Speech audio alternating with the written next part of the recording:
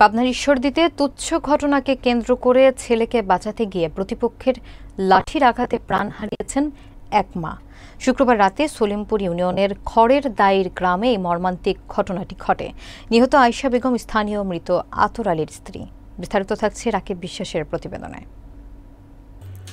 পাবনার ঈশ্বরদী উপজেলার সলিমপুর ইউনিয়নের খড়ের দাইর গ্রামে তুচ্ছ ঘটনাকে কেন্দ্র করে ঘটে এক মর্মান্তিক হত্যাকাণ্ড।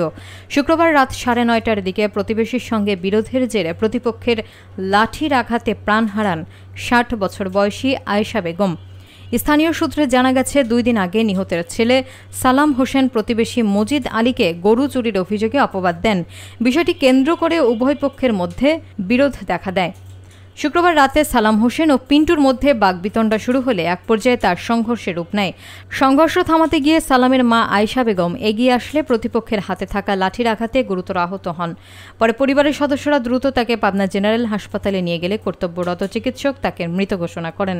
ঘটনার পর এলাকায় উত্তেজনা বিরাজ করছে।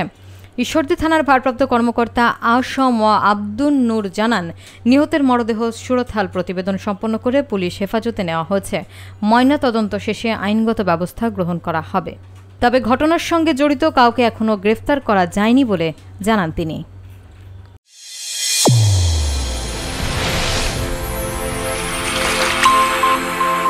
চ্যানেল A1 হৃদয়ের স্পন্দন।